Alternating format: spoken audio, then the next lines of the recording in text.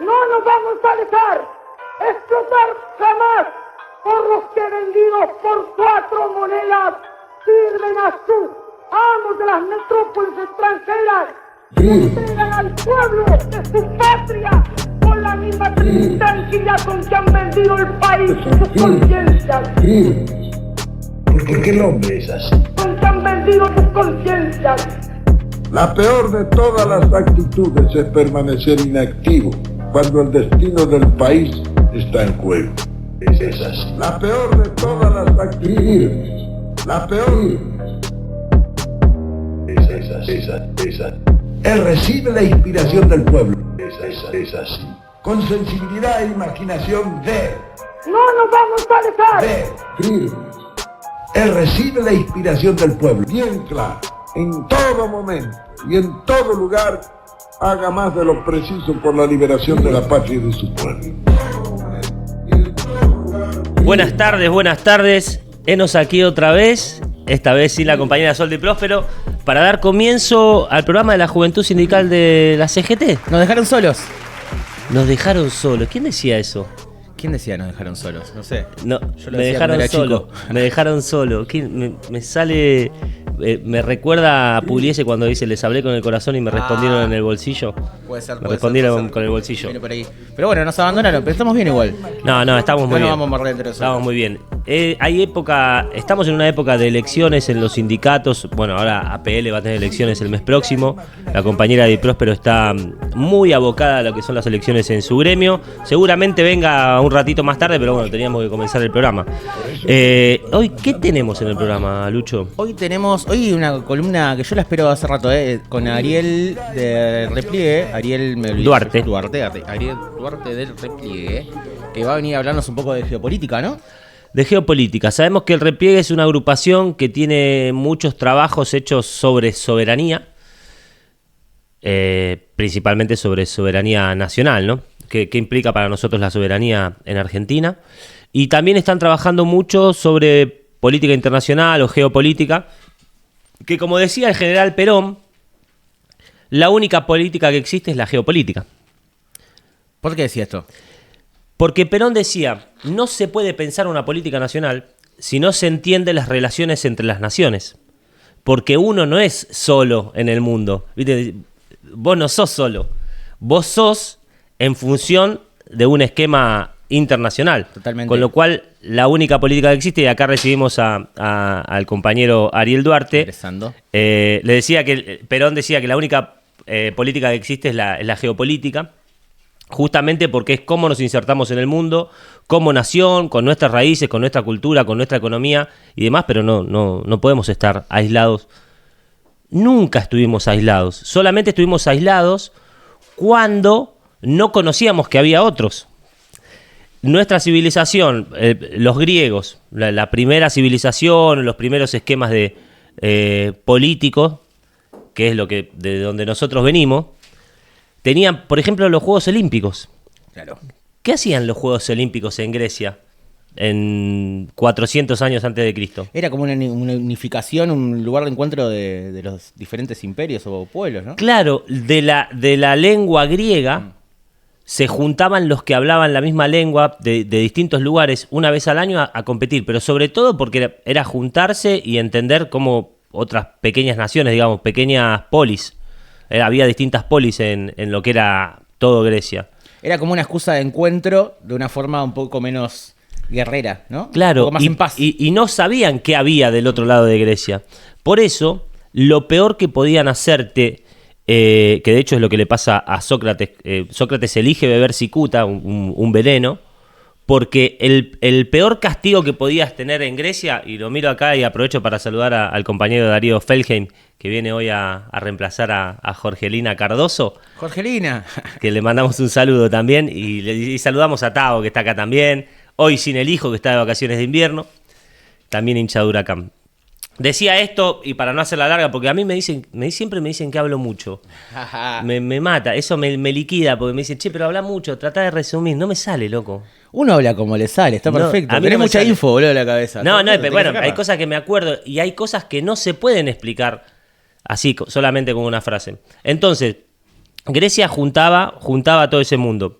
Pero no era eso lo que quería decir. Decía, bueno, no conocían que existía del otro lado del mundo. Porque el mundo era solamente Grecia. Por eso el peor castigo que podían tener un griego era el destierro. Era que lo saquen de la polis. Porque si te sacan de la polis, ya no, y de hecho los bárbaros son aquellos que no hablaban el idioma, que no se podían comunicar, eran como extranjeros. No se consideraban ciudadanos, naturalmente. Pero bueno, no vamos a hacer historia griega, simplemente para decir que vamos a tener la columna de los compañeros del repliegue, en este caso de Ariel Duarte, hablando sobre geopolítica, que como bien dijo Perón, la única política que existe es la geopolítica. O si se quiere, la geopolítica es lo más importante. No se puede pensar la política sin entender la geopolítica. Encima está bueno porque estamos, yo creo que hay un momento de una ruptura mundial política muy cambiante, entonces está bueno analizar un poco la geopolítica actual. Quizá la analizamos más desde historias de otros años. Che, y también tenemos columna de Laboratorio Sindical hoy. Sí. ¿No trajiste el delantal? No traje el delantal, sí traje una campera que aprovecho para mostrar. En realidad es un chaleco, no vamos a hablar con propiedad. Acá ya sabemos que tenemos el gag de Gonza, que todos los días, todos los programas va a traer un nuevo ropita sindical. Está lindo, de los Me compañeros gusta. del sindicato de la carne, de acá de Capital, que siempre nos hemos juntado un montón de veces a comer ahí en el barrio de Matadero, la República de Matadero, bien peronista. Son hinchas de Chicago, bueno, yo soy muy amigo de Marley Pugliese, hay varios compañeros de Rafa. Aprovecho para saludar al compañero de La Pampa, del Sindicato de la Carne de La Pampa, también Walter Loza, secretario general de la CGT Regional Norte de La Pampa, que estuvimos hace poco. Bueno, sabemos que los sindicatos de la carne en general, porque también hay una federación de sindicatos de la carne, son muy importantes en Argentina, que es un país... El país de la carne. Toro y Pampa es. Toro y Pampa. Como dijo el gran Ricardo. Así Escuchame, que, pará, porque yo me imagino que te comiste un asado con los muchachos, sindicato de la carne. Muchos asados. Bueno, ¿con qué sindicato comiste el mejor asado? Parece. O sea, medio... ¿dónde comiste mejor? Porque yo te vi el sindicato de la carne y digo, esto se come bien. Generalmente en todos los sindicatos se come muy bien. Porque el sindicalismo argentino hace un culto a la juntada, a la charla, y la juntada, la charla tiene que estar siempre acompañada de una comida, porque muchas veces uno se relaja, habla, es ahí donde realmente se construyen lazos que hacen que después nos podamos defender con pasión. Bueno, los argentinos tenemos mucha esa costumbre de que las costumbres que tenemos son de unir, de charla, el mate, el asado, o sea, tenemos esas cositas. Pero pará, ¿llegaste a venir al campeonato de asadores de la Frate vos? No fui, sí me gusta que se haga eso, que se haga un campeonato de asadores, vi los premios, está muy bueno eso, está muy bueno. Lindo. ¿Qué hacían? Se juntaban y cocinaban, hacían, por ejemplo, campeonato de parrilla. Exactamente. Cada seccional hacía un plato, uno hacía un vacío al libro, el otro hacía una colita rellena, el otro hacía un asado con X cosa. Un beso a la agrupación Evita que salimos primero. ¿Sí? ¿Qué hicieron? ¿Habían hecho, ¿Matambre? No, un lomo envuelto en trapo con vino. Ah, sí. Un abrazo para Fer Martínez y para el gordo picante ahí que la rompieron todas. Bien. Eso está muy bueno. Nosotros queremos emular algo parecido en nuestra asociación gremial UPCF y ya lo vamos a hacer. Tipo un programa de esos de ¿cómo se llaman? De cocina que compiten. Claro, Masterchef, algo de eso. De hacer comidas y bueno, que haya un jurado, invitar a un jurado, pero más que nada para joder un poco, pero sobre todo porque entendemos que la cocina o dar de comer es un acto de amor, y entre compañeros eso hacemos realmente un culto de eso. Y bueno, darlo a conocer, invitar gente, y eso también puede llegar a estar bueno. La panza llena siempre une. En fin, laboratorio sindical. Hoy en laboratorio sindical hablaremos para hacer una relación, porque lo mismo que decíamos de la política y la geopolítica, no se puede pensar el sindicalismo o la relación entre los sindicatos y la relación con la política partidaria en este caso, si no se piensa como un todo. Entonces, hay momentos en el sindicalismo que son importantes, como por ejemplo los cierres de lista ahora de las elecciones provinciales en la provincia de Buenos Aires, sobre todo por cómo se dan los cierres de lista, cuál es la participación del movimiento obrero organizado en las listas, cuál es la participación del movimiento obrero organizado en el procedimiento que se lleva a cabo para cerrar las listas. Entonces vamos a hablar un poco de eso. Si hubo participación, no hubo participación, la metodología que se utilizó fue la correcta, qué opina el movimiento obrero. Vamos a hacer un poco un raconto de eso, así que vamos a ver qué pasa. Tenía preguntas, pero bueno, le dejamos para después para no extender esto con eso. Bueno, si te parece, damos nuestro saludo a los compañeros de UPSA. Exactamente. Que nos reciben habitualmente y con mucha generosidad. Damos el saludo a Dani Lico, nuestro compañero de piso, Que tampoco pudo venir que hoy. también estamos con mucho laburo, ¿no? Jorgelina Sí. con auditoría, Dani Lico con los aviones, No, medio las Sol corridas, con las elecciones de APL, pero vamos a seguir adelante. Y una cosa más que tiene que ver con un pedido, el compañero Duarte, que lo veo acá muy atentamente, no sé si repasando su columna, pensando, necesito una remera de judiciales. Una remera, una campera, un gorro, algo porque no tengo. Y a mí me gusta tener de todos los gremios porque somos como una gran familia de trabajadores, así que siempre uso alguna distinta y me encantaría venir con alguna remera, algún gorro o algo del sindicato que conduce el compañero Julio Pimato. ¿Qué era? ¿El de paso a paso era el que iba mangueando las remeritas, viste? Creo que no me acuerdo el nombre ahora. Pero sos como periodista deportivo que va mangueando remeras a los jugadores que le hacen una... Sí, pero viste que hay muchas parrillas, hoy se puso de moda, hace muchos años está, pero hoy ya parece una moda. Cualquiera que abre una parrilla cuelga camisetas de fútbol. Sí. En principio cuelga camisetas de fútbol de cualquier cosa, de cualquiera. Después cuando le van llevando, le llevan una camiseta, yo qué sé, Sí, Pablito Aymar le lleva una camiseta, se la firma y ahí ya cuelga cuadros y Hay demás. otra impronta. Entonces nosotros tenemos que hacer, el día que tengamos una parrilla restaurante, Muy bien. Me gusta camisetas, esa idea. remeras alusivas a las organizaciones sindicales. Me gusta, También podríamos hacer algo acá en el fondo. Lo vamos a lograr, ¿no? Hacemos una bandera como hinchadas unidas. Claro. así. Bueno, si hacemos un cierre de año, este año hacemos una fiesta o algo, colgamos todas tus remeras sindicales por todos lados. Está muy Me bien, gusta. está muy bien. Bueno, está hecho el pedido, vamos a una pequeña tanda y volvemos con la columna de repliegue.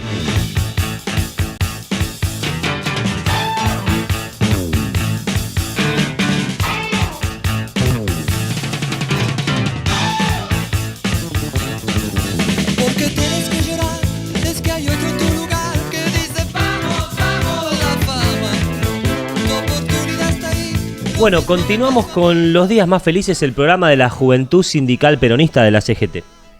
Como prometimos hace un pequeño instante, nos visita, nos acompaña, tenemos el agrado de que esté acá, el compañero Ariel Duarte de la agrupación Repliegue. Hermoso. Vamos a hacer el famoso aplauso Como que el aplauso queda más que flaco, ¿viste? también- Somos poquitos hoy. Estuvimos que haciendo como también 20. bien nos hace. ¿Cómo andas, Ariel? ¿Cómo andan todos ustedes? Muchas gracias por la invitación. Bueno, saludos a acá a los compañeros que están en la mesa, a los que están trabajando del otro lado y a todos los que nos están escuchando. Viste que Ariel tiene una forma Me da paz. de hablar que piensa cada palabra, muy elocuente, como también su hermano Germán. Sí, Germán es una enciclopedia. Habla así, te parece Horacio Embom. El 90% de las cosas que cito son cosas que me cuenta Germán que leyó. Citaba Germán que citaba, ¿no?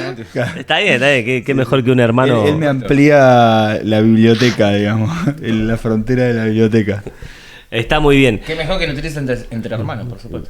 Contanos, Ari, para la gente que no conoce qué es Repliegue, ¿qué están haciendo en la actualidad? Repliegue es una organización que nace entre 2019 y 2020, se termina de consolidar, que tiene dos grandes tareas. Una es el trabajo editorial sobre la concientización de la soberanía nacional y los derechos sociales, y después un trabajo territorial que no es más que poner en práctica esas líneas que tratamos de predicar desde nuestra editorial. Este trabajo territorial cuenta en este momento con una olla que hacemos los días viernes en Plaza Congreso, a lo cual se suma una mesa de derechos sociales, diferentes materiales de difusión y concientización de derechos. Después se trabaja mucho en lo que es la inserción laboral, hay un ropero comunitario y ahora empezó una segunda olla en La Plata. El famoso Escuadrón La Plata. El Escuadrón La Plata, exactamente. Conocí a algunos compañeros del Escuadrón La Plata en la presentación que hicieron en el Teatro Empire Sí. de la Fraternidad, que nos hace no mucho, ¿no? Y recientemente se hizo la presentación ahí en la Bellos seccional. Durmientes, Sí. la historieta de... La seccional en Tolosa. Se Ujú. hizo la segunda presentación ahí en La Plata con los compañeros de la Fraternidad. Seguramente estuvo Sebastián de Cabo.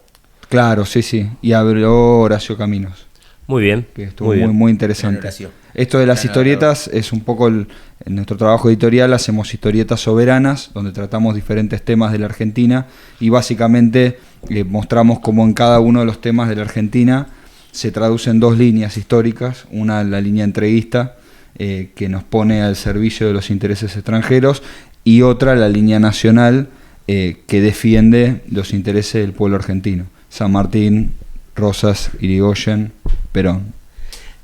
Vos bien decís la línea nacional, y acá está Darío que no me deja mentir. Hace poco estábamos armando una oficina gremial nueva que tenemos, y le digo, bueno, hagamos la línea histórica, pongamos fotos de la línea histórica nacional, San Martín, Rosas, Irigoyen y Perón. Y lo hicimos hace un par de días, ¿no? Hasta semana. Tuvimos que imprimir cosas, hacer cuadros y demás. Y un compañero dice, ¿pero cómo vamos a poner Irigoyen si era radical? Porque si dividimos el mundo entre peronistas y radicales, creo que estamos en un problema. Digo, el mundo, como bien soberbio argentino, refiriéndome a Argentina, ¿no? Si dividimos Argentina entre peronistas y radicales, estamos en un problema. Está muy bien esa división. Línea nacional o línea entreguista. Totalmente. E Irigoyen está claramente dentro de los cuadros nacionales, ¿no? Bueno, hoy estamos acá para hablar un poco sobre una de nuestras secciones que tenemos en nuestro editorial, que es sobre geopolítica y actualidad. Estuvo buena la presentación inicial sobre el rol que tiene la política internacional dentro de la política, que es básicamente el ordenador. La inserción de la Argentina en el mundo es la que a nosotros nos va a dar la pauta a la hora de dar opiniones. Es muy notorio lo que pasó hace estos días con el embajador norteamericano, que la embajada china responde diciendo tienen una opinión un tanto ideologizada. Y es muy acertado lo que dice la embajada china, porque precisamente muchos de los nuestros que tienen una afinidad por lo chino también tienen una opinión ideologizada. Hay una tentación permanente por parte de la política de poner un costado los intereses nacionales y poner por encima de eso sus preferencias ideológicas, culturales, o el odio que tienen hacia alguno de los sectores. En este sentido, así como hay sectores sobreideologizados que prefieren a Estados Unidos antes que todo, también hay sectores ideologizados que prefieren a China antes que todo. Y veníamos hablando con un compañero de la Fraternidad justamente, decía, no, porque el embajador mirá, siempre fueron lo mismo, los yanquis y demás. Digo, mirá, esto es lo que están tratando de hacer, con mi modesta opinión, es tratar de impedir, no es que Estados Unidos en este periodo de gobierno que encarna Trump, que lo encargó hace muy poquito, tiene rasgos imperialistas en términos de dominar a los distintos pueblos, sino es una lucha meramente económica, que no es poca cosa, ¿no? Que no es poca cosa, por ver cómo hacer para sacarse de encima a China. Entonces creo que acá dicen, no, porque vienen y ahora le van a decir a las provincias cada cosa que tienen que hacer. Me parece que no va por ahí, me parece que la línea trumpista en este caso es ver cómo Estados Unidos sigue manteniendo relaciones con Latinoamérica, comerciales, y discutimos con Estados Unidos porque también te quieren imponer cosas que no funcionan, pero sobre todo como, discutamos y peleémonos entre nosotros, pero no metamos a China acá. A mí me sorprende las declaraciones. Hay tres elementos que quiero destacar. Primero, este posible futuro embajador lee lo que está diciendo. En un momento se pierde sobre el hilo de lo que quería decir, o sea, sobre este hilo sobre la Argentina, y repasa unos apuntes. Casi que se estaba por olvidar lo de mencionar de Cristina Fernández. y lee y lo dice por las dudas de no olvidarse. Eso casi entra forzado incluso. Claro, pero ahí me parece importante destacar esto de, ojo porque no es uno suelto que se larga, sino que estas cosas, este tipo de conferencias, que en este momento creo que estaba rindiendo cuentas ante el Congreso, una asamblea que lo estaba por elegir. Pero el segundo punto que quiero destacar de lo que él dice es el fracaso de la Constitución de 1994, porque precisamente él lo que destaca es que con la nación no se puede hacer nada a la hora de controlar los intereses geopolíticos norteamericanos en la Argentina. Él tiene que ir a dialogar con las provincias porque son las que tienen el dominio de los recursos naturales. Eso es por el artículo 124 de la Constitución de 1994, casi se me invierten los números. Que modifica, la Constitución del 49, por contrario, decía que los recursos naturales de las provincias, lo que está por debajo de la tierra en cada provincia, son recursos del pueblo de la nación. Claro.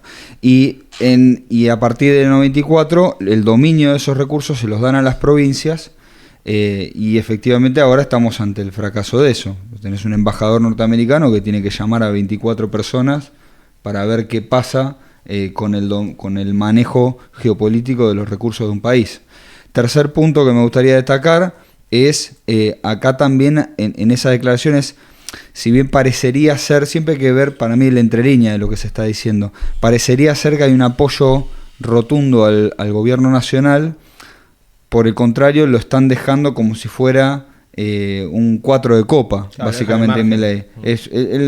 Milei después está todo bien, vamos a ver si le va bien en las elecciones, que queremos que le vaya bien, y que Cristina esté presa, pero en definitiva a la hora de la política concreta, él dice, me voy a dirigir a los 24 gobernadores, como diciendo, Milei no puede manejar nada en todo esto. Y Milei se viene mostrando más que como un jefe de Estado, se viene mostrando como un fan de Trump.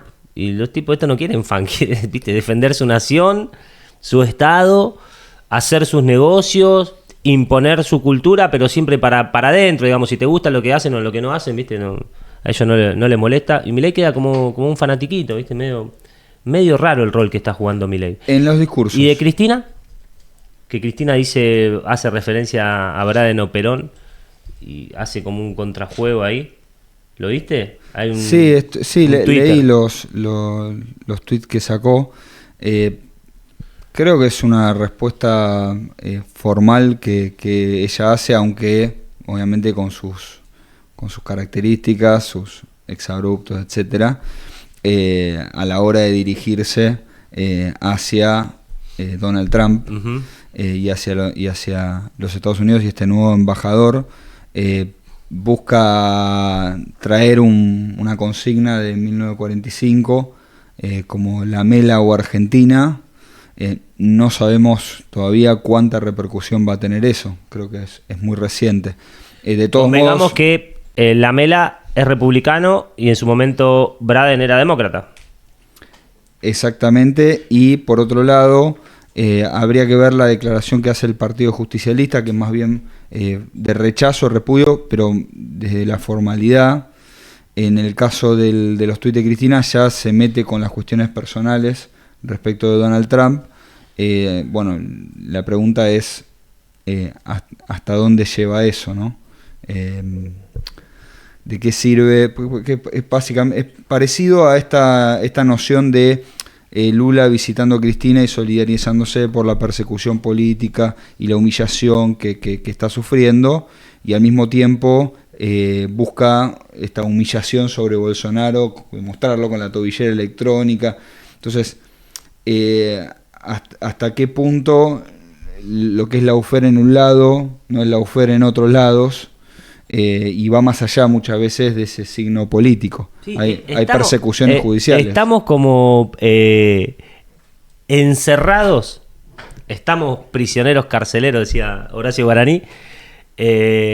Estamos todos presos en esa discusión, si está bien o está mal, para qué es lawfare, y a cualquiera que, vos sabés que está en una situación, digamos, por más que uno considere que sí, está bien, pero esto es injusto y esto es justo. Lo que le pasa a Bolsonaro, que está también con la tobillera electrónica, es justo porque le pasa a Bolsonaro, porque tampoco es que conocemos mucho de cada dato. No conocemos ni lo de acá. Claro. No conocemos ni nadie leyó la causa, nadie vio lo de Cristina, todo, pero tenemos posiciones tomadas que tenemos que rever, pero para un sano ejercicio del pensar, simplemente.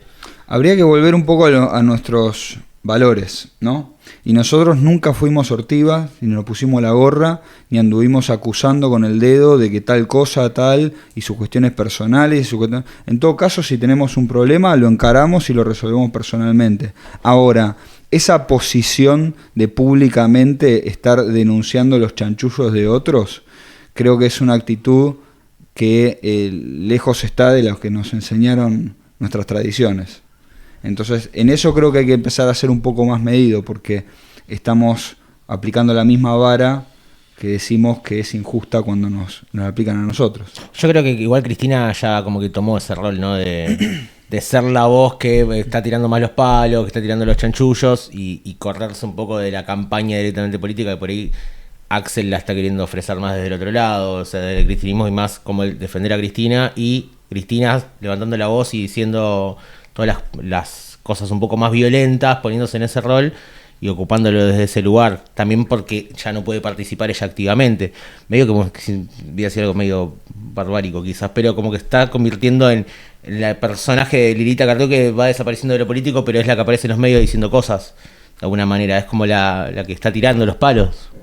En este caso puntual de Cristina, yo no hago referencia a Cristina como tal, porque Cristina puede decir lo que quiera. Sí. Puede decir lo que quiera, pues está presa. Claro. Entonces, desde la cárcel está todo permitido, o en este caso desde la casa, con la tobillera electrónica, está todo permitido. Hablo de los nuestros, los que no hacemos el ejercicio de pensar. O sea, no podemos decir, Cristina está mal porque critica a Trump. El tema es que los compañeros que no están en cana, dice algo Cristina y viste, es una línea, sí, una línea a seguir sin siquiera pensar,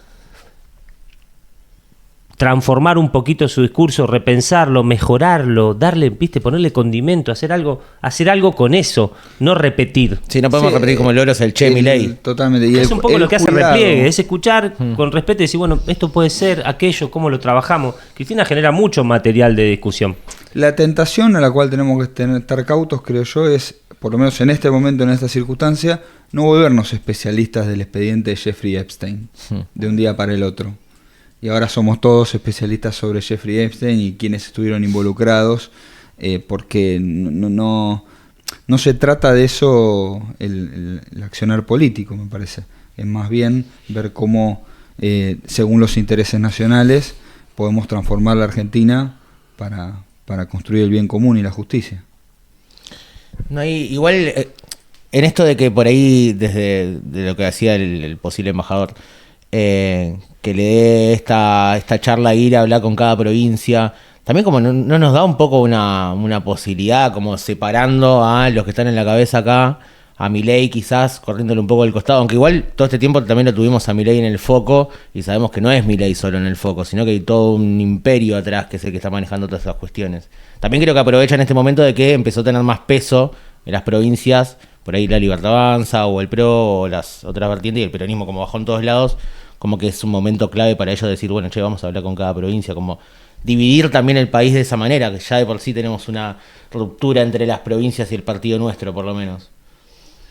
Nuestro federalismo, hablo porque sí, no es una pregunta, estamos reflexionando al respecto.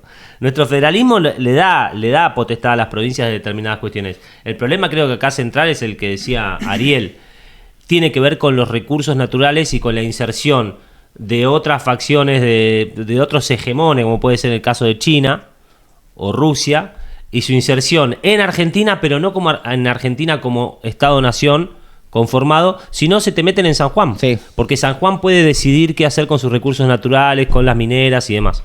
Entonces, esa es la discusión que pretende dar este futuro quizá embajador de Estados Unidos, y decir, che, acá tenemos un problema con esto.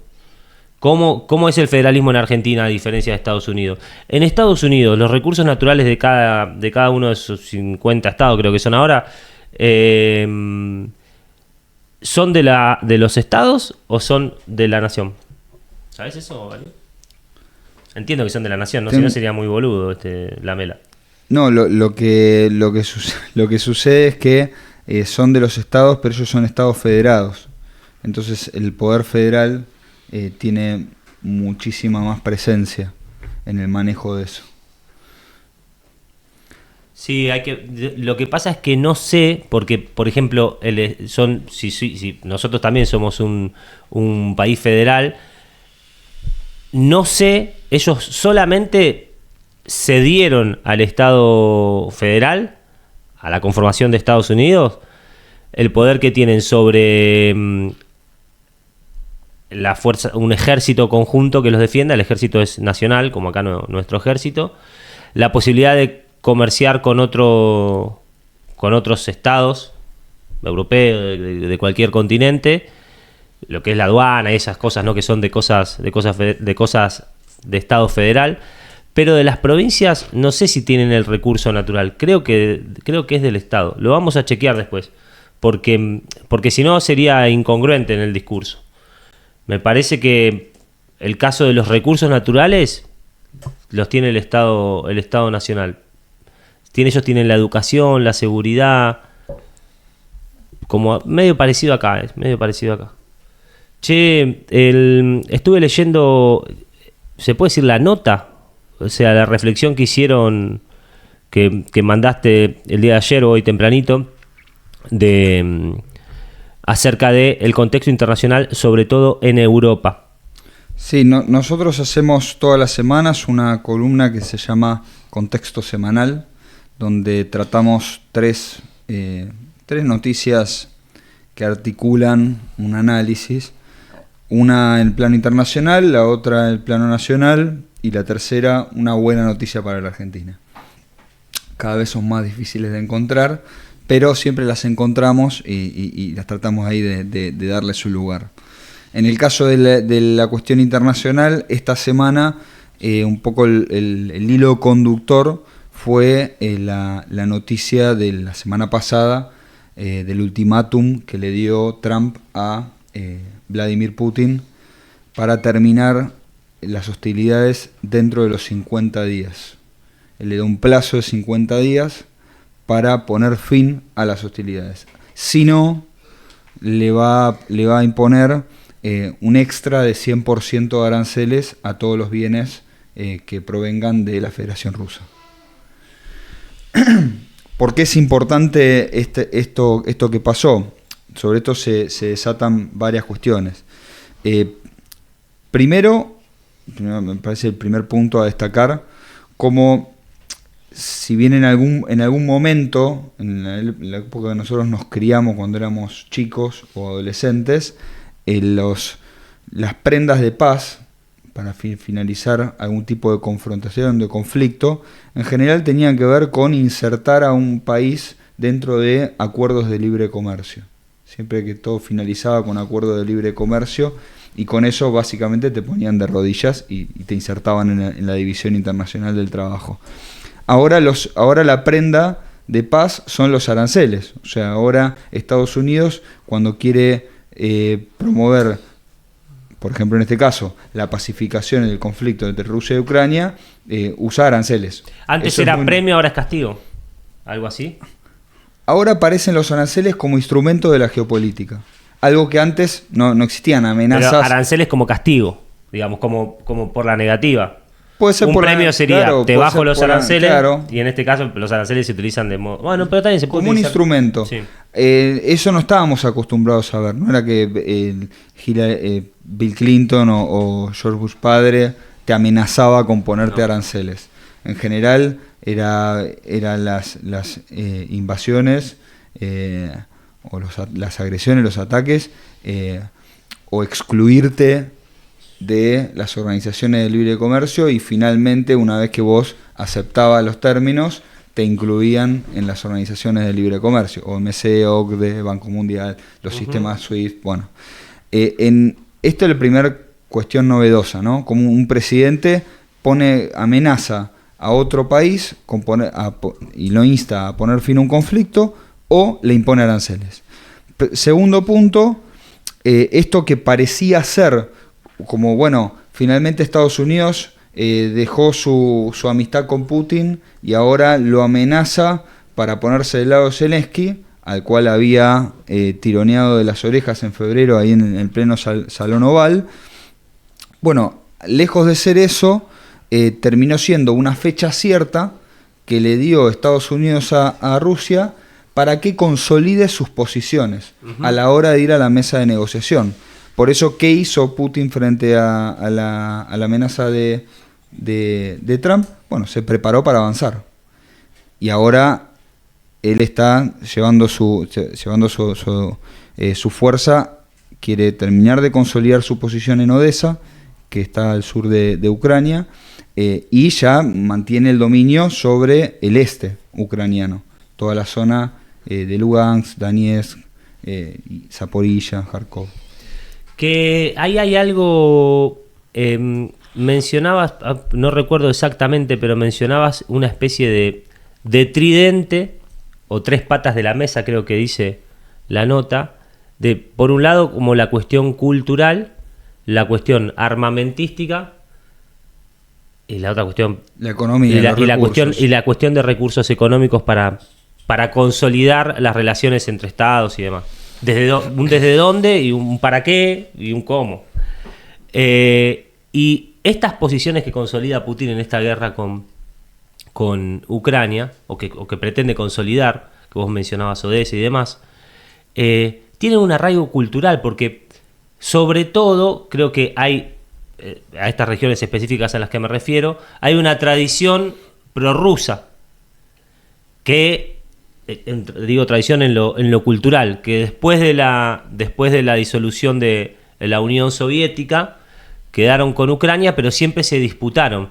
Como que no es una imposición de decir, che, a partir de mañana ustedes pertenecen a la Federación Rusa y dejan de pertenecer a Ucrania, con la gente en contra, con los ciudadanos en contra de esa región, sino más bien por contrario, ya estaban como primero culturalmente perteneciendo a la Federación Rusa, y ahora en lo económico y con las armas. Claro, es que el drama viene de siglos anteriores, porque son todos pueblos que formaron parte de la Rusia imperial, tienen también un común denominador en cuanto a la religión, no porque respondan a los mismos jerarcas, sino porque son parte de ese cristianismo ortodoxo. Sí. Y hoy por hoy hay un tema ya incluso de familias, de lengua, y uno de los planteos que hace Putin tiene tres condiciones para poner fin a esta guerra. Él le llama conflicto. Por eso es que cuando vimos hace poco el encuentro de diálogo entre Ucrania y Rusia, los líderes de Rusia fueron de saco y corbata y los de Ucrania fueron vestidos de milicos. Sí. Bueno, él tiene un par de puntos. Uno de los puntos es el reconocimiento de todas estas regiones que él ya ocupó y su anexión a la Federación Rusa por la decisión de los pueblos de estas regiones. El segundo punto que él plantea es el desmantelamiento del aparato represivo ucraniano, que él directamente cataloga como nazi, no porque sea, digamos, no porque tenga vinculaciones en los planteos del nacionalsocialismo, sino por esta noción de perseguir a un grupo social determinado con una práctica genocida que se impregnó en la política ucraniana durante 10 años, se vio en la década pasada. En esto hubieron muchas persecuciones, incluso grupos de tareas, apañados por la fuerza de seguridad, donde si vos venías de familia rusa, te trataban de otra manera. Bueno, él pide fin a eso, y cuando él pide fin a eso, en el fondo lo que está pidiendo es fin al régimen político que él lidera, el sector de Zelensky.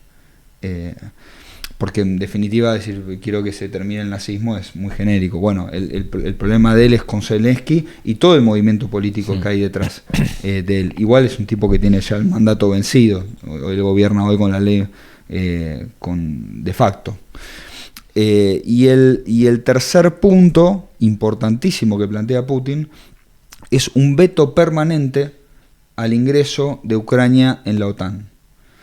Todo el conflicto del 2022 se desata a partir de la OTAN, porque a partir de la caída de la Unión Soviética, lo que buscó la OTAN, la Organización de Tratado del Atlántico Norte, es una alianza atlantista por parte de diferentes potencias del occidente ligado a Inglaterra y Estados Unidos. Lo que buscó fue anexar a las diferentes ex repúblicas socialistas del este europeo dentro de la OTAN. La única que todavía quedaba en el limbo y que no se podía por precisamente los conflictos con Rusia era Ucrania, que había presentado su solicitud ya desde el año 2010. Finalmente, en el año 2021 empiezan movimientos de armamento y bueno, ya comenzado el 2022, Putin empieza a plantear los ultimátum, diciendo, ojo porque están llevando armamento a la frontera de Ucrania, que es capaz de atacar a Moscú en menor tiempo que el lapso de respuesta que puede dar Moscú. Entonces, ahí puso un freno, empezaron algunas conversaciones que no llevaron a ningún puerto, así que finalmente, nadie creía que él iba a avanzar de la manera que avanzó, y él avanzó. Y él desde un primer comienzo se lo planteó como un conflicto largo, sin apuro. Él fue avanzando, retrocediendo, avanzaba, retrocedía. Y si bien a Ucrania le han dado paquetes de ayuda de miles y miles de millones de dólares, tanto por parte de la Unión Europea como por parte de Estados Unidos, Putin contaba con la carta de ser proveedor de energía de China y de muchas potencias, entonces sobre todo de gas, ¿no? Sobre para todo de Europa. gas, exactamente. Y pese a un montón de boicots, de ataques que recibió, incluso hay una persona que conocemos de cerca, que es Alexander Dugin. Él ha venido a la CGT a hablar sobre su cuarta teoría política. Él le llamaba que cuando conoció la doctrina peronista dijo, bueno, en realidad yo me estoy refiriendo a esto, y reconoció que su cuarta... El filósofo peronista de Putin, el asesor político. Él decía que la primera teoría política había sido el liberalismo, que después vino el comunismo, el marxismo, después viene los regímenes nacionalsocialistas, y que él hablaba de una cuarta teoría política, que era la comunidad organizada. Es impresionante porque estamos tan alejados culturalmente quizá del pueblo soviético, y que venga un tipo que diga, yo estoy pensando en esto, y cuando aprendí de peronismo me di cuenta que esto era lo que yo estaba pensando. Fue sorprendente. Bueno, Ucrania le hace un ataque casi quirúrgico y asesina a su hija. Claro, matan a la hija de Alexander Dugin. Sí. Bueno, después de todo eso, ¿cuál era el pretexto por el cual Vladimir Putin decía esto va a ser un conflicto largo? Precisamente la vuelta de Donald Trump a la casa de gobierno de Estados Unidos. En definitiva, cuando se desata el conflicto, inmediatamente Trump hace una conferencia y dice, se graba un video y plantea, dice, conmigo esto no se hubiese iniciado, esta guerra no se hubiese iniciado. Y se termina en 2 minutos, dijo una cosa. Se termina así, en 2 minutos, así como había dicho Mauricio en lo de Mirta, que la inflación con él se terminaba en 2 minutos. Bueno, Trump plantea lo mismo con la guerra. Entonces Putin se limitó a decir, bueno, aguantemos hasta que vuelva, si se va a terminar en 2 minutos. Finalmente ahora se está llegando el final. Estos 50 días van a ser muy importantes porque las partes van a buscar consolidar sus posiciones. En esto que hizo, hay unos movimientos que hace Estados Unidos que son muy interesantes, porque primero dice, vamos a autorizar el envío de armamento norteamericano vía OTAN a Ucrania, de nuevo armamento, dice, pero se va a tener que financiar esto. Y dice, y nosotros no vamos a poner un peso más. Esto lo van a tener que financiar los países de la OTAN, porque nosotros ya pusimos un montón de plata para la aventura ucraniana. Bueno, ¿qué pasó a partir de eso? Se dividió en dos el bloque de la OTAN. hay algunos países ligados a los intereses británicos, la mayoría, muchos de los países nórdicos, que tanto se defienden desde la izquierda en la Argentina, vale la aclaración. Sí. Canadá, por ejemplo también, bueno, ni que hablar de Inglaterra, plantearon, sí, nosotros ponemos plata, vamos a financiar nuevamente el armamento para Ucrania. Bueno, Italia y Francia dijeron, no, nosotros ya pusimos un montón, ya cuánto más vamos a poner. Bueno, finalmente se desatan este próximo, que será un mes y medio, un puchito más, en el cual vamos a ver cómo avanza, si Putin logra consolidar su posición en Odessa, y vamos a ver también quién va a ser finalmente el articulador del diálogo. O sea, porque seguramente el tercer país que auspicie para el diálogo, el primero que estuvo trabajando en eso, en su momento fue Turquía, también estuvo trabajando Arabia Saudita. China se candidatea también, pero obviamente tiene el veto de Estados Unidos. Estados Unidos no va a poder ser porque estuvo apoyando militarmente y con dinero a uno de los contrincantes. Veremos cómo se va a sortear eso. En algún momento se hablaba del Papa, ahora está quizá más desdibujada la idea. Ahora, esto faltan mes y medio, vamos a ver. ¿Cuál es la posición de Ucrania? Bueno, la posición de Ucrania es bastante difícil, porque Ucrania directamente dice que los rusos se retiren por completo, que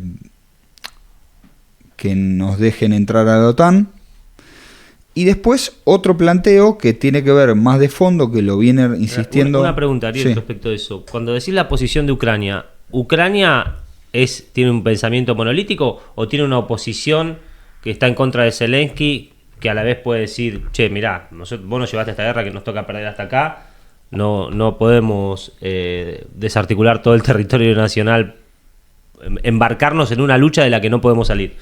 Es Debe interesante haber distintas eso. posiciones también dentro de Ucrania. Hay obviamente distintas posiciones.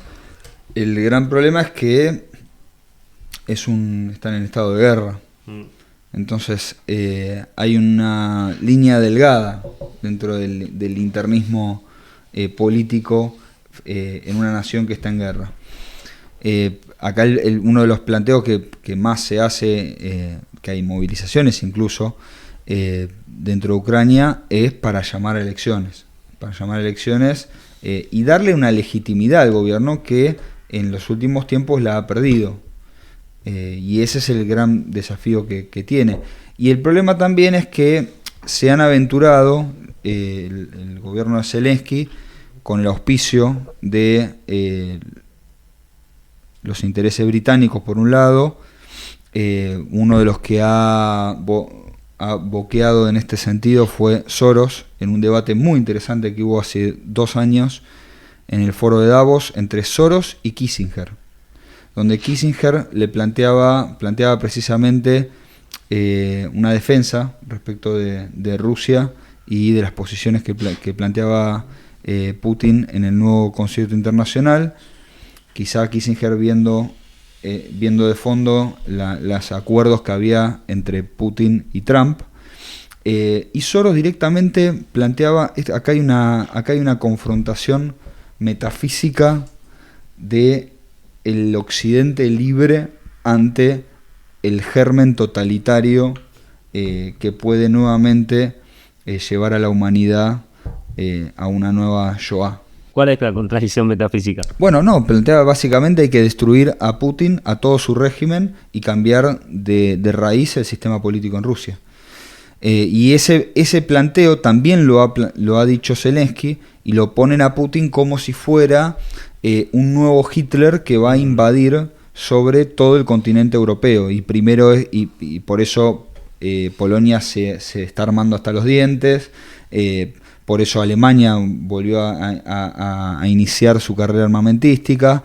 Entonces están todos, hay como una línea dentro de la confrontación entre Rusia y Ucrania, donde directamente a Putin lo ponen en el lugar de el nuevo jefe del totalitarismo del mundo, que va a empezar a invadirnos a todos. No creo, no pareciere por lo menos que Putin, como líder de la Federación Rusa, vaya hacia ahí. Primero porque si no ya lo hubiese hecho en otro momento, del 2000, creo que asumen el 2001, Vladimir Putin. Lo que sí se entiende por el devenir del gobierno de Putin de todos estos años es que tiene un apasionamiento, digámosle, o una cosa muy fuerte con la cuestión cultural. Entonces, sí a los territorios que él considera que hay personas que quieren ser parte de Rusia o que quieren ser soviética, como que no le interesa conquistar Europa, conquistar América, no le interesa. Quiere simplemente conservar sus tradiciones, muy tradicionalistas, su cultura y defender a aquellos rusos que son discriminados en el mundo. Defender a aquellos rusos que son discriminados en el mundo. Hay una frase de Putin que es interesante y por ahí sirve un poco, por lo menos se me vino a la memoria, que dice como algo así como aquellos que quieren que vuelva la Unión Soviética no tienen cerebro, pero el que no la extraña no tiene corazón. Dice, o sea, como que hay algo ahí de sentimental, del ser soviético que no significa volver a la Unión de Repúblicas Socialistas Soviéticas, sino significa mantener la tradición cultural. Creo o percibo que Putin va más por ese lado que por un lado imperialista de imponerte condiciones comerciales a todo el mundo y demás. Eso no le interesa. Pero no nos jodan, ¿viste? Nosotros somos rusos, una cosa así. Es que acá en la confrontación que hay de raíz, nace a partir de la década del 70, cuando a partir se crea la Comisión Trilateral, que fue el germen del Foro de Davos, que hoy nosotros vemos todos los años. Ahí se reúnen los principales capitales en materia de, sobre todo, bancarios y de las tecnológicas. Todo el sector financiero, bueno. También obviamente se convocan a los líderes de distintas multinacionales y a los líderes de los principales países del mundo, y a sus ministros de finanzas, etc.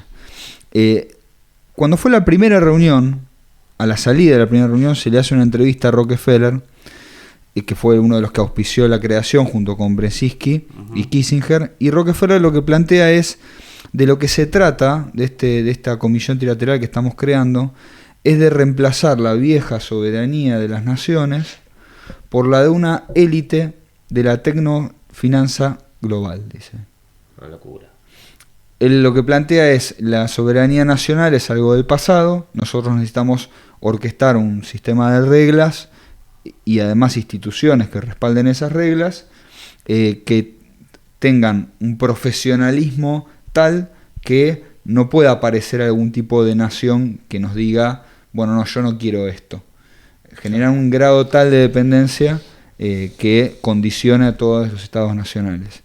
Claro, a partir de la caída del muro de Berlín, cuando se consolida el globalismo en el mundo, aparece este consenso de Washington, etc., lo que se empieza a generar es precisamente una retirada de todos estos estados nacionales.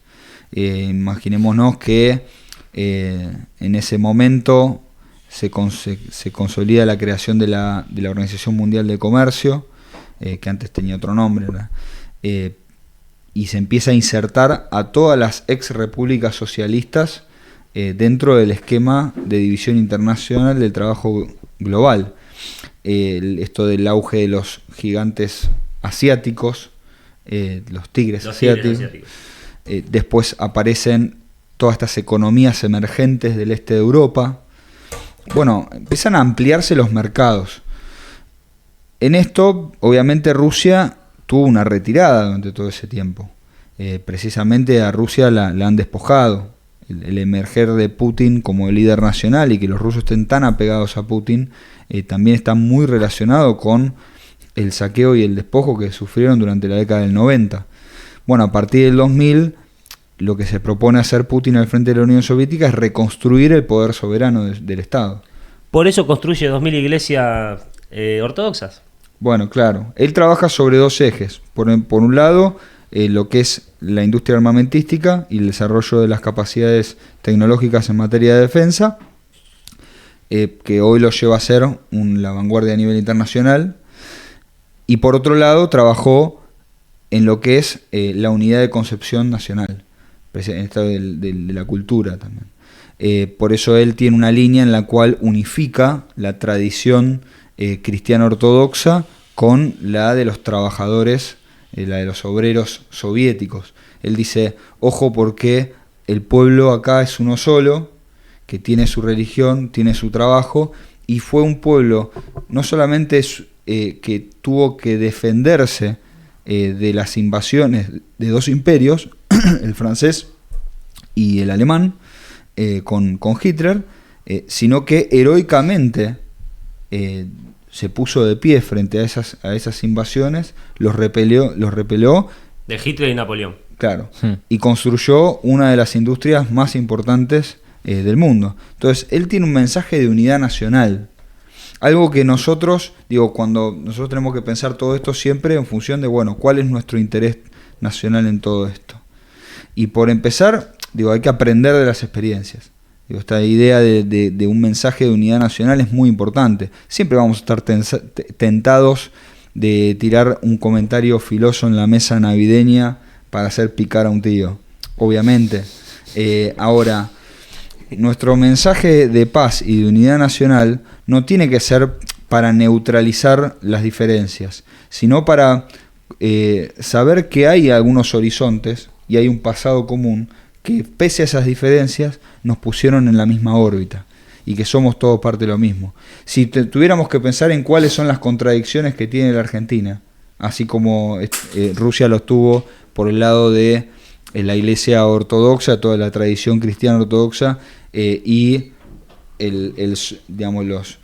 los obreros soviéticos y toda la tradición comunista. La tradición comunista anticultura. ¿Cuáles serían para ustedes, católico ortodoxo? Sí. ¿Cuáles serían para ustedes esas tensiones, esas contradicciones que nosotros deberíamos resolver con un mensaje de unidad nacional?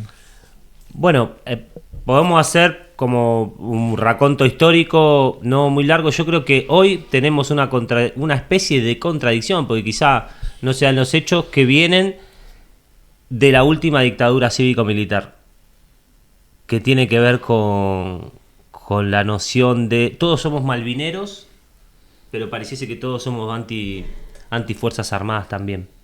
Como que hay, ¿viste? Ahí sí. Hay como una especie de contradicción.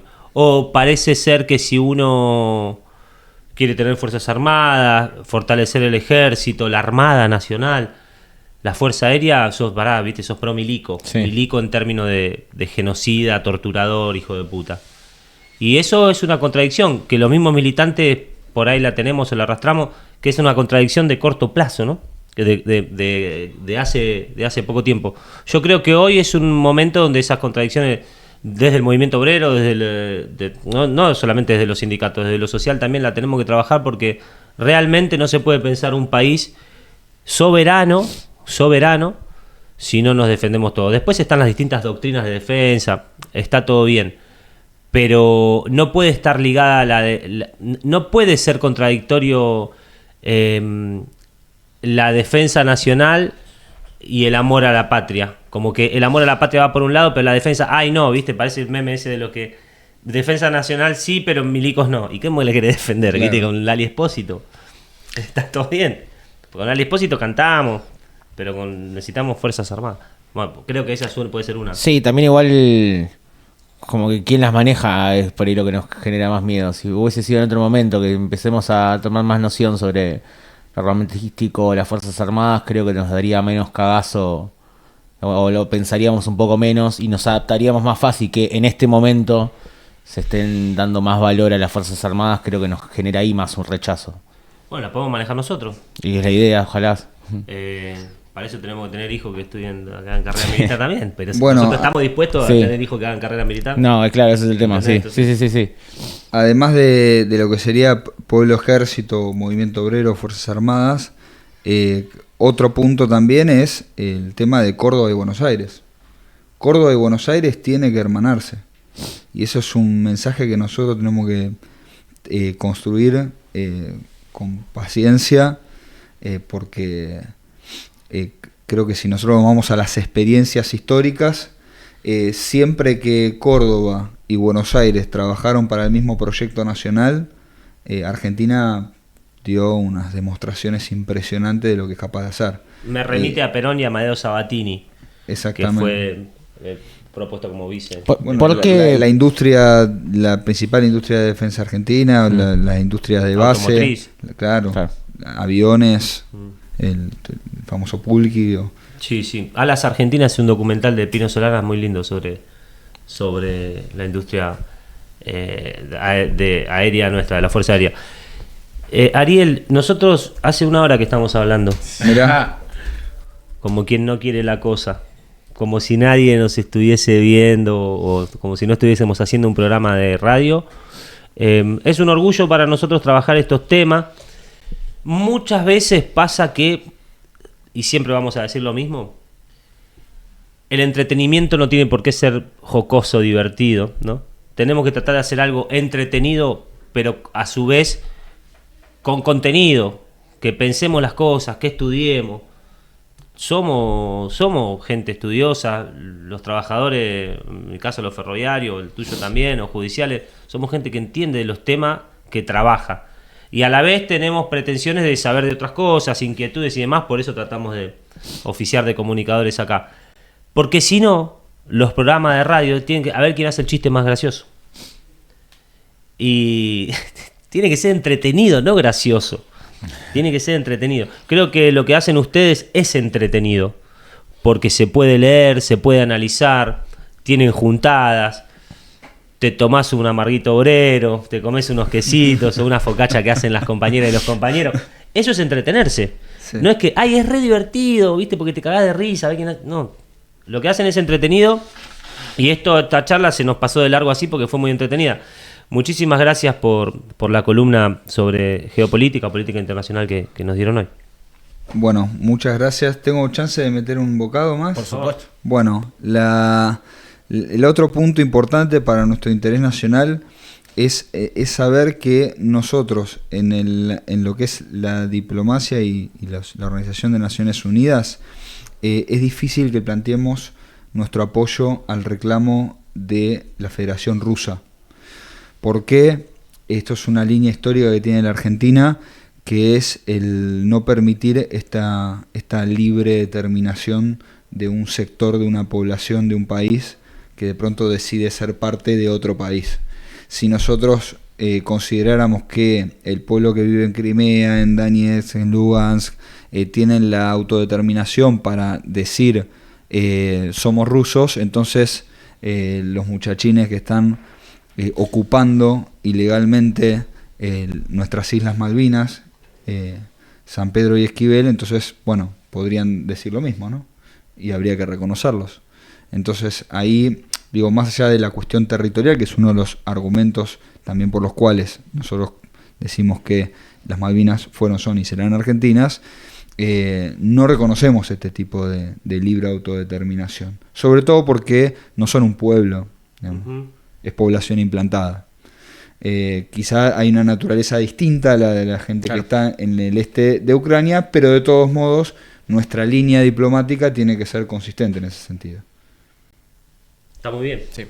Está muy bien porque parece que es, siguiendo la línea de lo gracioso, parece que es gracioso decir, hay autodeterminación de los pueblos, somos todos, pará, que si esto dicen que somos gringos, los tenemos que dejar en Malvinas. No es tan así. No es Sí, tan pero así. los pusieron ahí también. Sí, sí. Es distinta la situación porque quizá no se puede comparar parte del territorio ucraniano con Malvinas, porque esto sí es una población implantada, pero está muy bien esa lógica. Ariel, muchas gracias y a toda la gente del repliegue. Gracias a todos ustedes, che. Muchas Muy gracias. bueno. Vamos a una pausa. Dale. No nos vamos a dejar explotar jamás por los que vendidos por 4 monedas sirven a sus amos de las metrópolis extranjeras y entregan al pueblo de su patria con la misma tranquilidad con que han vendido el país y sus conciencias. Continuamos con los días más felices. En este bloque, ya estuvo bueno lo de repliegue, ¿no? Terminamos la charla con Ariel. Sí, estuvo muy interesante. Me encanta cómo habla con mucha paz. A pesar de que los temas no me dan tanta calma, pero fue interesante. Pero sí es importante conocer temas de soberanía que trabaja repliegue y temas de política internacional. Y trabajarlos seriamente, nos propusimos, hablando después acá que se fue el compañero Duarte, estudiar bien cómo es el tema de los recursos naturales en Estados Unidos, si corresponden al propietario de la tierra, al estado donde está ese recurso natural y cuál es su relación con la nación, cuánto pagan por eso y demás, porque podemos hacer un comparativo con cómo los tenemos nosotros. Totalmente, está buena. Aparte está buena la comparativa porque siempre tenemos como ahí en el eje por ahí Estados Unidos veniendo a querer hacer algo acá y que quizás sus políticas son muy diferentes a las nuestras también. Entonces está buena esa la comparativa, entender un poco más cómo funciona su sistema, ¿no? Totalmente, porque nosotros somos un estado federal, copiamos o adoptamos el estado federal de Estados Unidos con el sistema presidencial también. La constitución nuestra de 1853 es muy parecida a la constitución que se dieron los norteamericanos. Entonces venimos de ahí, nosotros no tuvimos reyes, no tenemos una monarquía parlamentaria, somos un sistema nuevo que se creó en Estados Unidos, fue el primero que hizo el sistema presidencial con la noción federal, de Estado federado. Así que somos mucho más parecidos a Estados Unidos en términos organizativos que a China. Claro. Que a China, ¿no? Che, en este bloque, y continúo con el chaleco del Sindicato de la Carne acá de Cava, vamos a hablar un poco de sindicalismo, ¿no? Bien. Decimos laboratorio sindical porque el laboratorio es el lugar donde uno se pone a hacer experimentos, piensa cosas, mezcla sustancias y vemos si surge algo nuevo y demás. Entonces trabajar los temas de sindicalismo tenemos que ser específicos y trabajarlo medio como laboratorio. En este caso, muchas veces la actualidad impera, hacemos un programa que no pretende ser de actualidad, pero los temas de actualidad también los podemos tratar, ¿no? Y aparte es inevitable no tratarlos también un poco, sí. Es inevitable no tratarlo y es necesario tratarlo en la actualidad, porque ¿de qué sirve hablar de cómo se conforman las listas en la provincia de Buenos Aires para las elecciones que vienen ahora el próximo 7, me parece que es el 7, tratarlo el año que viene? Si el año que viene estamos hablando seguramente de las elecciones provinciales a gobernador. Entonces, y entender qué rol cumple el movimiento obrero en la política partidaria también, o cuál es la posición actual que ocupa el movimiento obrero organizado, en este caso la Confederación General del Trabajo, la CGT. Entonces, en ese sentido tenemos que decir qué es lo que se elige ahora, ¿no? ¿Qué se elige ahora, Gonza?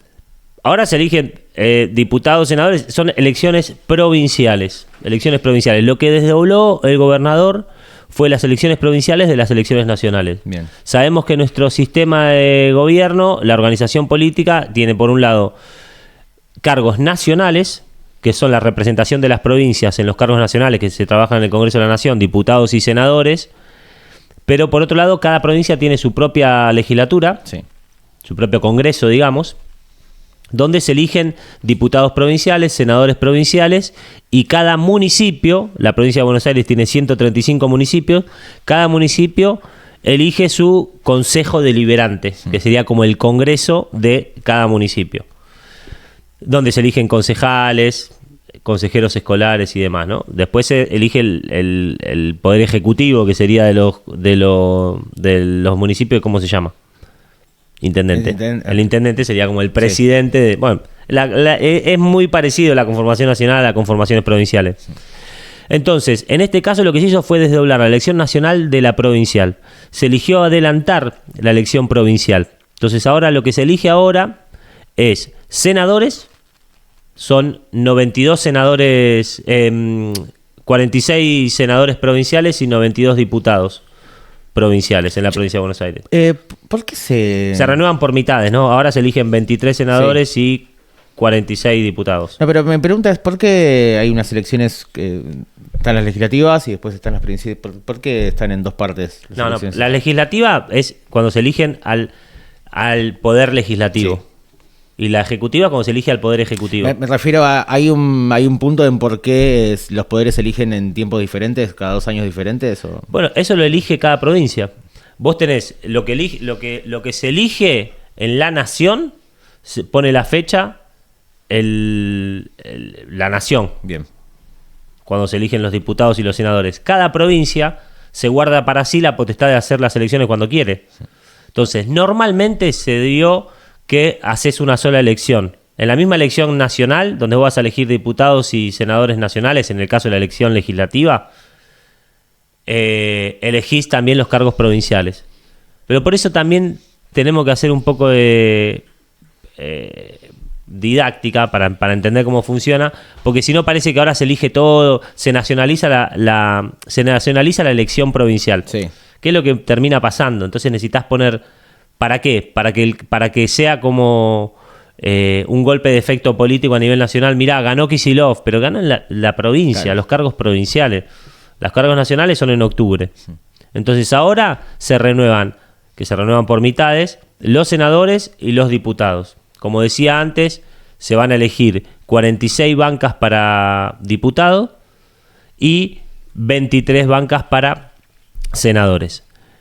¿Cómo se eligen? ¿Cuál es la división política para las elecciones en la provincia de Buenos Aires?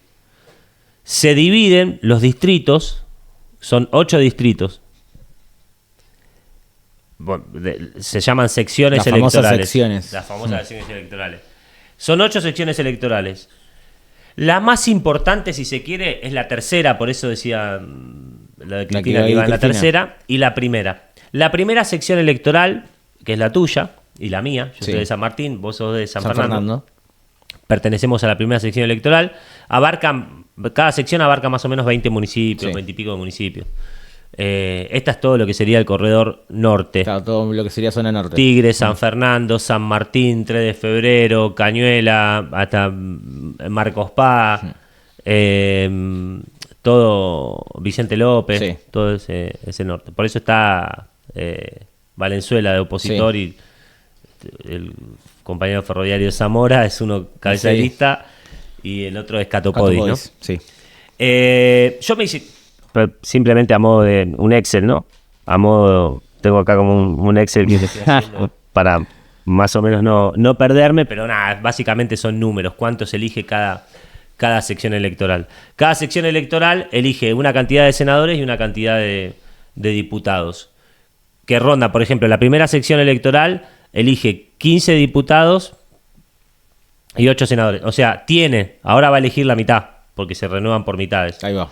Pero tiene 15 diputados y 8 senadores. Con casi 5 millones, 4 millones y medio de votantes. Sí. Entonces la primera es, 4 millones y medio de votantes, la primera sección electoral, que son 20 y pico de municipios. La tercera tiene 5 millones de habitantes, 5 millones de electores.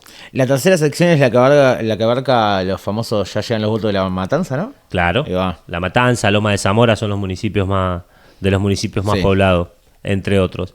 Después vemos que, y por ejemplo, en la tercera sección electoral se eligen, tienen 18 diputados y 9 senadores. Bien. Con 5 millones de habitantes. Pero, por ejemplo, la cuarta tiene 500.000 electores, no habitantes, electores. Y elige 14 diputados y 7 senadores. Casi medio parecido, ¿viste? ¿Por qué eso? Con Si muy poco- tienen mucha menos votantes, meten tanta gente. Claro, porque muchas veces la representación no es por votantes, sino por distrito. Ahí va. Por ejemplo, a nivel nacional, cuando sabemos que los senadores a nivel nacional, cada provincia, cada una de las 24 provincias, tiene 3 senadores. Sí. ¿Y por qué va a tener 3 senadores de Tierra del Fuego, Claro.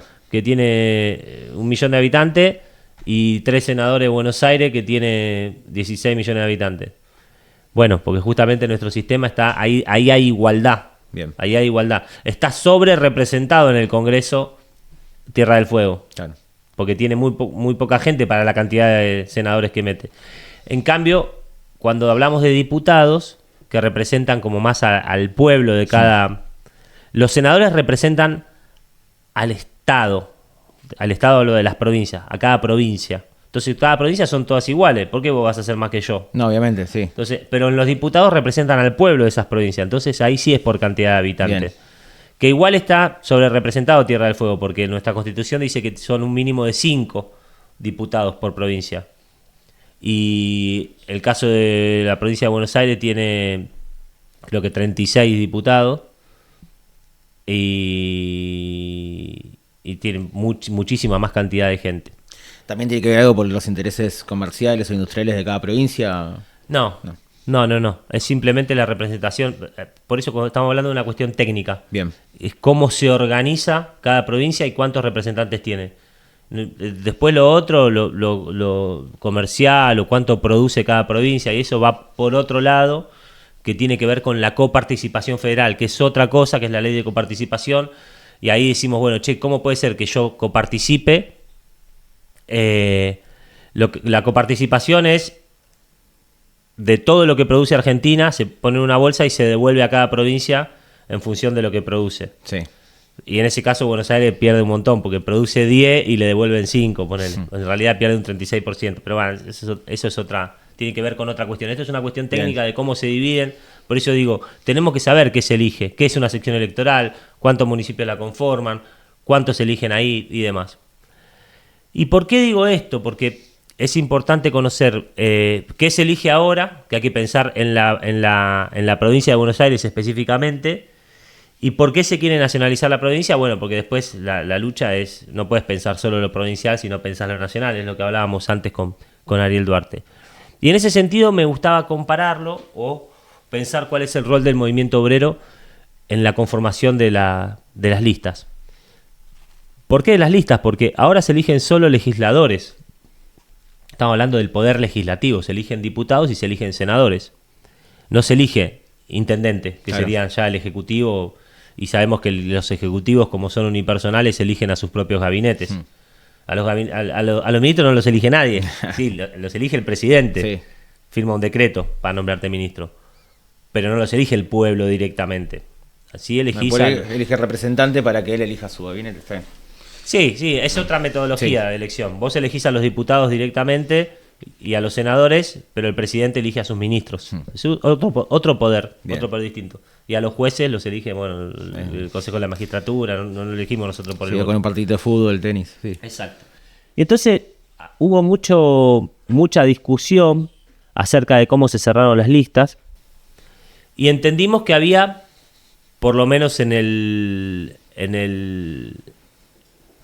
frente del cual nosotros somos parte, ¿no?, del espectro peronista, se llama Fuerza Patria, se hizo un frente de varios partidos que expresan una tradición peronista, si se quiere, y se conformaron las listas más o menos se dividieron entre el masismo, el kicilofismo y el kirchnerismo, como que eran los tres actores más importantes dentro del armado de las listas, ¿no? Por un lado Cristina con el poder o máximo, Massa y Axel Kicillof. No sé si está bien ponerlo en nombres propios, pero bueno, para que se entienda un poco estamos hablando de esas facciones. Y ahí decimos, ¿y por qué el movimiento obrero no estuvo en esa discusión? Entonces hubo algunos comentarios de Tinianelli diciendo, bueno, dejen de llorar, dejen de llorar cómo se armaron las listas y demás, porque no apoyaron cuando tenían que apoyar a Cristina, por ejemplo. Le decía a la CGT, ¿no? Y por otro lado algunos que decían, pero mirá, la CGT apoyó a Axel un montón y Axel terminó como no cerrando demasiado bien el cierre de listas y dejó afuera a la CGT, no puso ni a uno ni en ningún lado. Entonces, en ese sentido hay dos notas de un portal de noticias que se llama Letra P, que es importante leerlas, que se llaman, una de Gabriela Pepe, que se llama Cristina Fernández de Kirchner victoriosa en la derrota, y la otra que es como un juego de palabras y va de la misma mano, están ahí, se pueden ver las dos en Letra P, de Macarena Ramírez, que se llama Axel Kicillof derrotado en la victoria. Entonces, Cristina victoriosa en la derrota y Axel derrotado en la victoria. Esto me remite a un libro de Fedor Dostoyevsky. En una época yo leía a los rusos, estábamos hablando hoy de la Federación Rusa, Sí. me gustaba mucho Dostoyevsky, Chekhov, Tolstoy, y me acuerdo que había un libro que se llamaba La tumba de los muertos, la casa de los vivos. Que es muy parecido a estos títulos, ¿no? Nada, una boludez, un comentario, pero Sí. es un juego de palabras. Ese libro Dostoyevski lo escribe en el presidio que tuvo en Siberia y contaba cuál era el martirio que se sufría. Igual te estando condenado ahí. da también la respuesta de... Y seguimos haciendo lo mismo, ¿no? Estamos viendo a quién ganó, quién perdió dentro de ellos. Tanto que nos llevamos la boca hablando de unidad y seguimos hablando de si ganó Cristina con esto, si ganó Axel con esto, si ganó Máximo con esto, quién carajo ganó, y seguimos en incertidumbre un poco. Bueno, hay que acostumbrarse a la incertidumbre, obvio. pero más allá de eso es por qué analizar qué pasa con la política, o quién se considera ganador en la victoria y quién se considera derrotado en la victorioso en la derrota. Hay que ver ahí bien qué pasa. Por un lado, lo que dicen estas notas, que son notas de opinión política, Gabriela Pepe dice victoriosa en la derrota porque Cristina dice cerró muy bien las listas en términos técnicos, porque de las 8 sesiones electorales metió 5 cabezas de lista. Sí. Pero a la vez se puede ver como derrotada, según como la mires, porque Axel estuvo en la mesa de negociación discutiendo de igual a igual. Entonces se perfila como posible candidato al 27 y demás. Como que Axel impuso estar en la mesa, y eso ya es una victoria per se. Y por otro lado, a la otra nota de Macarena Ramírez que dice Axel Kicillof derrotado en la victoria, dice, bueno, es exactamente lo mismo, pero al revés. Dice, Axel está derrotado en las listas, pero su victoria es que en su momento Insaurralde era el que negociaba todo, y ahora él es el que está negociando por él mismo. Entonces, eso me parecía interesante destacarlo, y además para recomendar cosas para leer, ¿viste? Sí. Letra P es un portal serio de comunicación y tiene cosas buenas. Ahora bien, ¿dónde está el movimiento obrero? Hay algunas notas para leer también respecto a eso, pero nosotros somos parte y tenemos que discutir eso también. No participó del armado de ninguna de las listas, no se lo llamó tampoco, entonces a veces... No. Pero me parece bien esto de no llorar, y en ese sentido tenía un audio acá que quería escuchar, ya probé a ver si se escucha, porque hay un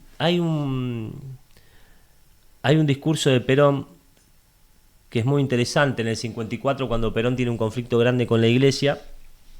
Dice como los hombres de Estado no podemos llorar, o sea, no podemos quejarnos por la ingratitud de los hombres.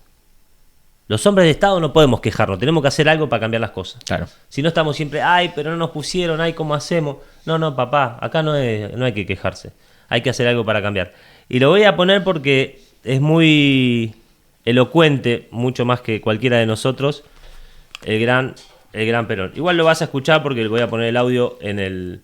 Hago de cuenta que me mandó un audio Juan Domingo Perón. Eso está bueno. Uy, ¿te llegó un mensaje de quién es? Llegó un mensaje, Juan Domingo. A ver, ponelo. Y tomate el mate. Espero que sea este el audio, puede decir, no manda cualquier cosa. No soy muy tecnológico.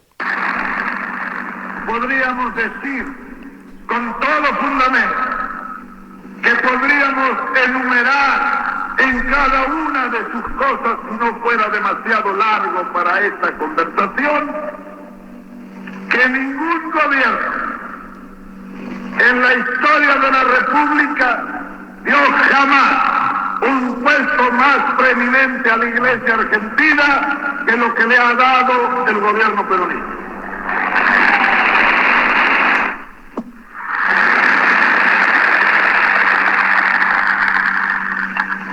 Consideramos que nobleza obliga y que estas mejoras de orden material y espiritual acordadas a ese sector de la comunidad argentina sería dignamente correspondido.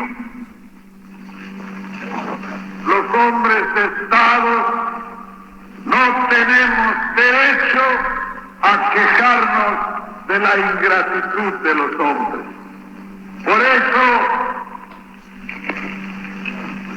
disiento en todo cuanto fuera una lamentación un tanto tardía y plañidera de una ingratitud que reconocemos y a la que le tenemos que poner remedio y no lamento.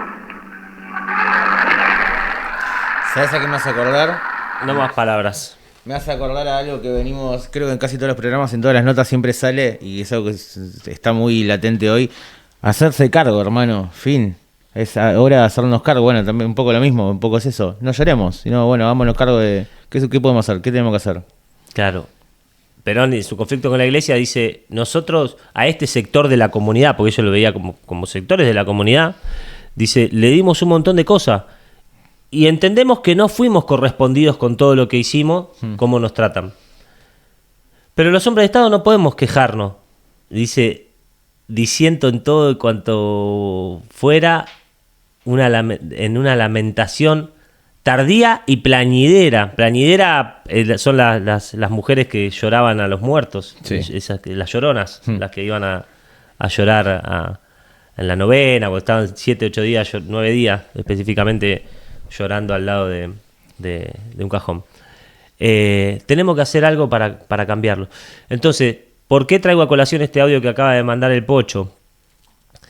Porque entendí que algunos nos ven como llorones y otros tanto, si bien nos lloramos, decimos, che, nos falta organización. ¿Por qué nos falta organización?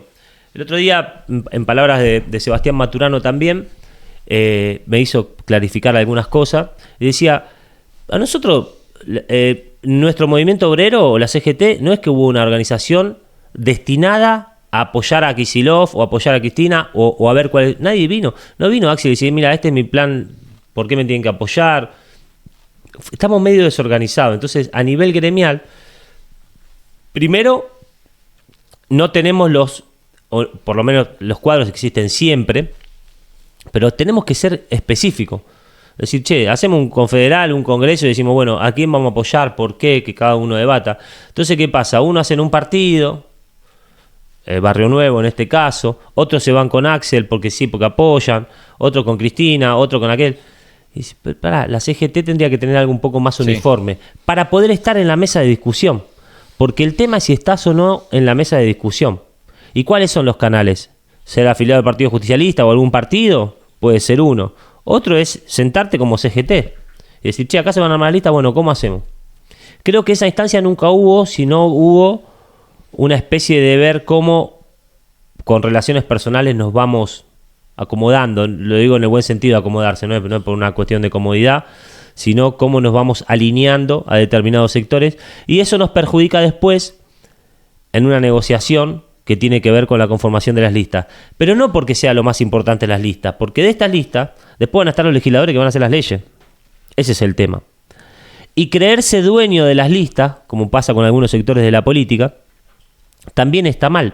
Hay que ser muy humilde con el armado de listas, muy generoso. Decir, acá tienen que estar los mejores cuadros, no los amigos míos. No los que yo quiero porque me bancan.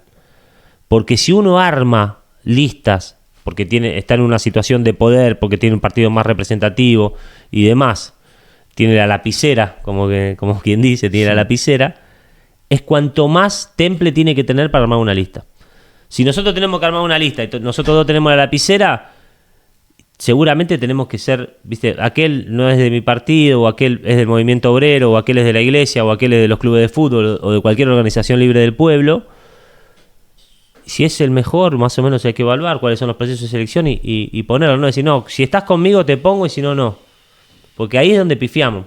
Pasa a ser un club de amigos la política.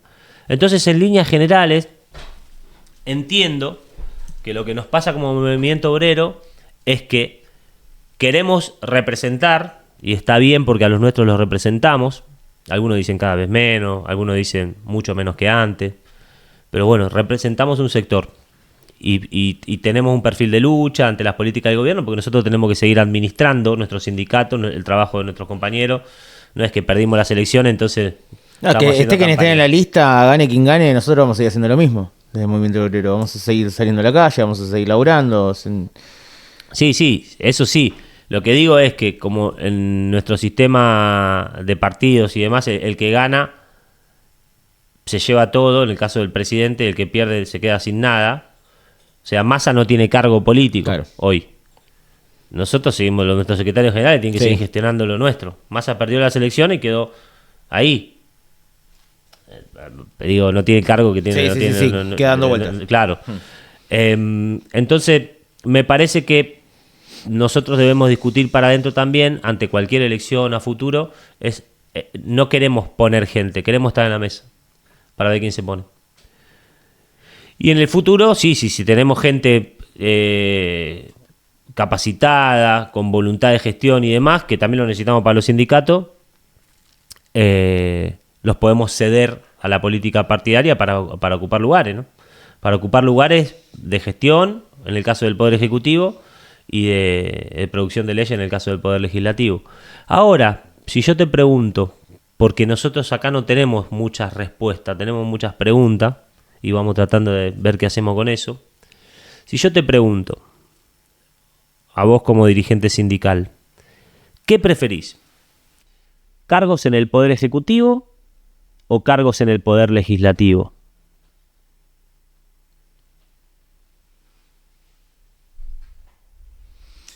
¿Qué pregunta? No sabría qué responderte en realidad. Pero dijimos que hay una que es la que representa al pueblo más directamente, ¿no?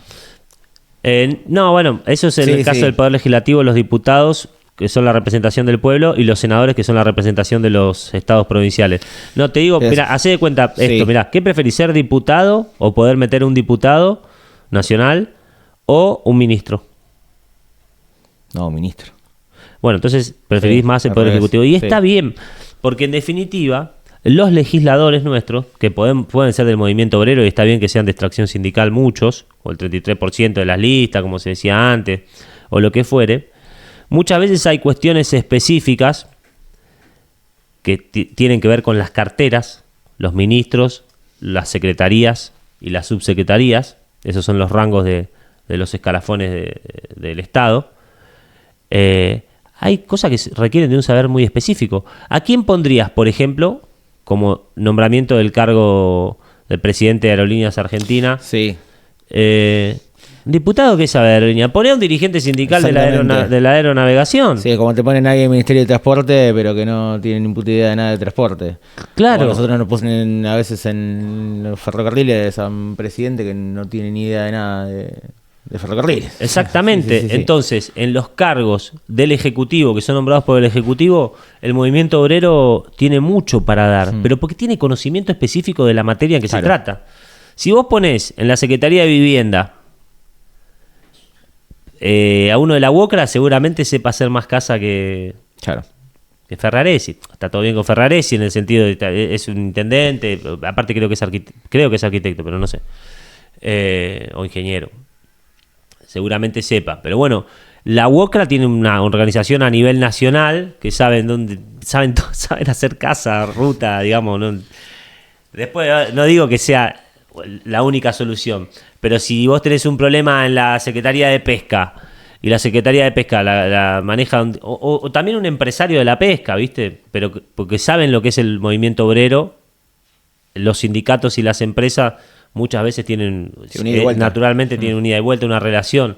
Entonces es importante, ¿viste? Nosotros preferimos tener un ministro de Trabajo que un senador, porque necesitamos, las asociaciones sindicales, que los ministros de Trabajo tengan una mirada del trabajador, que sean trabajadores organizados, porque es el ente que regula las asociaciones sindicales.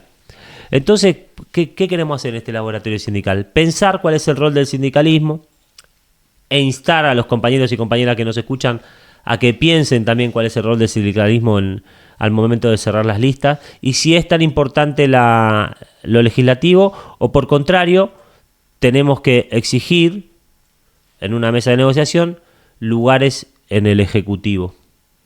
Son las dos cosas por ahí.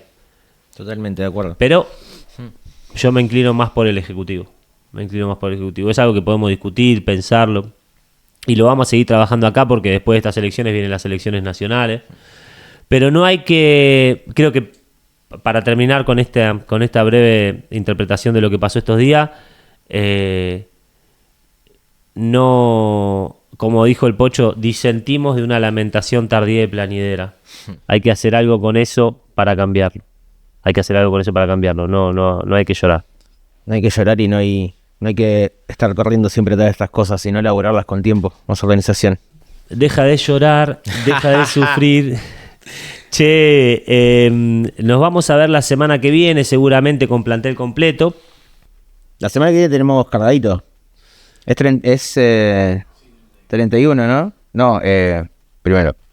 Claro. La semana que viene... ¿Podemos adelantar un poco, no? La semana que viene. Sí. ¿Qué teníamos? Bueno, uno de los que tenemos es el documentalista del bombardeo de Plaza de Mayo. Bien. Marcelo Goyeneche. Bien. Teníamos algo más, pero no me acuerdo ahora en este momento. Sí, tenemos siempre invitados y demás. También, que yo lo proponía en el grupo nuestro también,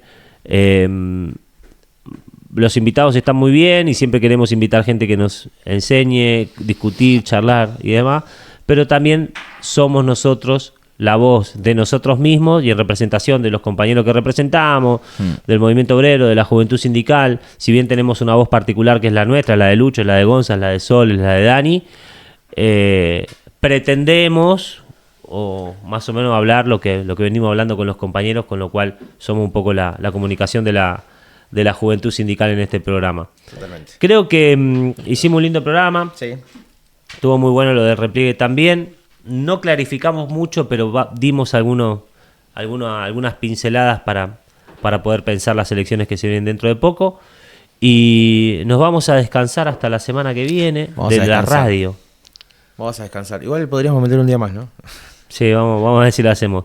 Vamos a despedirnos hasta la semana que viene. Como siempre, decimos que los días más felices fueron, son y serán peronistas. No nos vamos a dejar explotar jamás por los que vendidos por 4 monedas sirven a sus amos de las metrópolis extranjeras y entregan al pueblo de su patria con la misma tranquilidad con que han vendido el país y sus conciencias. ¿Por qué el hombre es así? Con que han vendido sus conciencias. La peor de todas las actitudes es permanecer inactivo cuando el destino del país está en juego. Es así. La peor de todas las actitudes. La peor. Esa. Él recibe la inspiración del pueblo. Es así. Con sensibilidad e imaginación de. No nos vamos a dejar. Él recibe la inspiración del pueblo. Bien claro. En todo momento y en todo lugar haga más de lo preciso por la liberación de la patria y de su pueblo.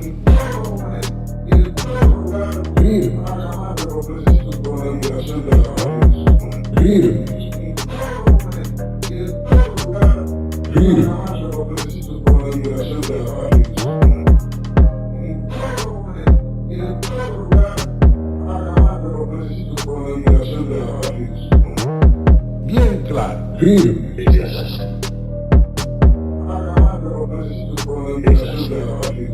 Con sensibilidad e imaginación de.